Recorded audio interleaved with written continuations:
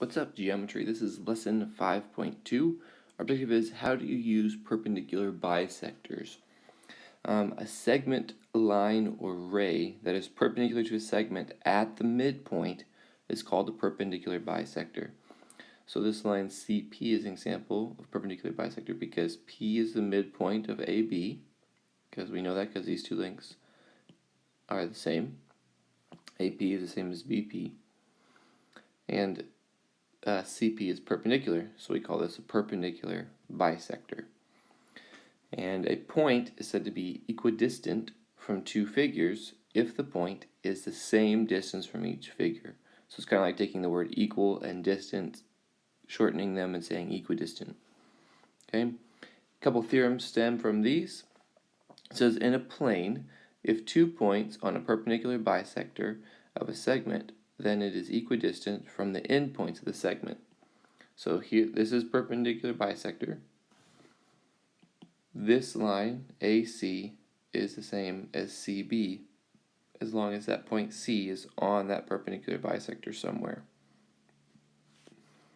And then the converse of that is if I have two lines that are equal distance from the endpoints, then that point is on the perpendicular bisector. Alright, let's see if we can apply this. This is like example 1. It says in the diagram RS, this line, is the perpendicular bisector of PQ, this line. Find PR. Remember, PR is the length of this segment. So since we know R is on the perpendicular bisector, I know the length PR is the same as the length QR. So that is what I'm going to write. I'm going to say 8x minus 9 is equal to 6x. And then I just need to solve for x, plug that back in, and I'll be able to find the length. So I'm going to subtract 6x from both sides, and also add 9 to both sides. Those two become 0, those two become 0. I end up with 2x is equal to 9. Dividing by 2, I end up with x is equal to 4.5, or 9 over 2, either way. And that's not my answer because remember it asked for find PR, so I'm looking for the length of that line. So all I need to do is plug it into that 8x minus 9. So 8 times the 4.5 minus 9, that gives me 36 minus 9, which gives me 27. So PR is equal to 27. This is like example 2. It says in the diagram JM is the perpendicular bisector of HK. Part A says which lengths in the diagram are equal. So because this is a perpendicular bisector, I know JH is going to be the same thing as JK. So JH is the same thing as JK. Just kidding. And then I also see that LK is the same length as LH. I know this because it tells me this is 12.5, this is 12.5. Now, we also have one more set because it's a perpendicular bisector. We know that HM is the same thing as KM.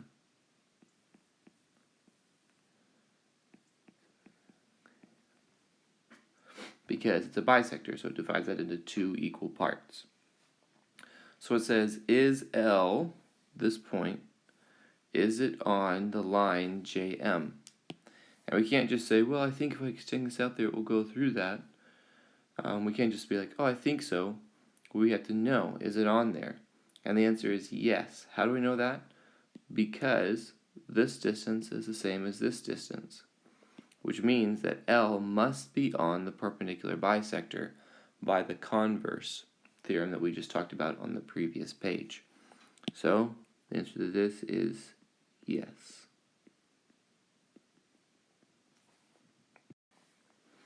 All right. Concurrency. When three or more lines, rays, or segments intersect in the same point, they are called concurrent lines, rays, or segments. So think about, I can have lines that intersect, right? Those two lines intersect at one point. But if the third line intersects like this, it's not concurrent. Only if it goes through that same point right there. And that point where all three intersect is called the point of concurrency. And there is a cool theorem about this. It says concurrency of perpendicular bisectors of a triangle. So if you were to create perpendicular bisectors, so you have this triangle, create perpendicular bisectors of each of the sides, which are these blue lines here, here, and here. Those are what we call concurrent. They intersect at one point, and we call that point P. And the cool thing about that point is equidistant from all three vertices. So let's just see if we can kind of mark this up to make sure we understand that. This length is the same as that one because it's a perpendicular bisector. This length is the same as this one because it's a perpendicular bisector. And this one is the same as this one because it's a perpendicular bisector. And all three of those perpendicular bisectors, these ones, intersect right here at this one point P. And that point, mathematically proved, is the exact same distance from all three of the vertices, from here, here, and here, meaning this line is the same length as this line, which is the same length as this line. Which I think is absolutely amazing and pretty awesome thing. Now, something to note, and we'll look at it more on the next page, is that this point P is not always inside. And in fact, here in figure here below, you can see that it's not inside. In fact, that point is actually outside my triangle. And so what the instructions say on this that I didn't put in here is that the blue lines are perpendicular bisectors. So this is the bisector of this, perpendicular bisector. This is the perpendicular bisector of this, and this line is the perpendicular bisector of this side. So they meet at point G. So notice G is the same distance, that's like our point P over here, from all three of our vertices, C, A, and B. So since it asks for GA, that GA is just going to simply be 11 because GC is 11. Also, GB is equal to 11 from here all the way to here. Last cool thing we need to look at is the point of concurrency on three perpendicular bisectors of a triangle is called the circumcenter. So that point P that we're talking about over here is what we call the circumcenter of the triangle. Now the circumcenter P is equidistant from all three vertices.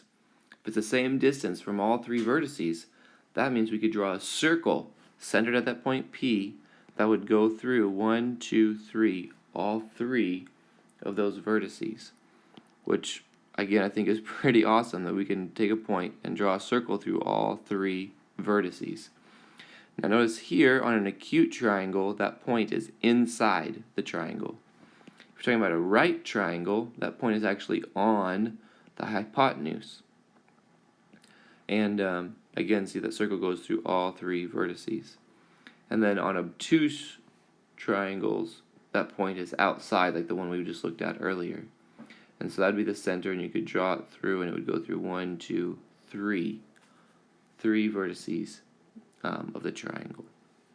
Your homework is on page 3 or 8. You're going to do 4 through 16 even, 20 through 22 all, number 26 and number 27, and then all 4 of those questions from the quiz practice.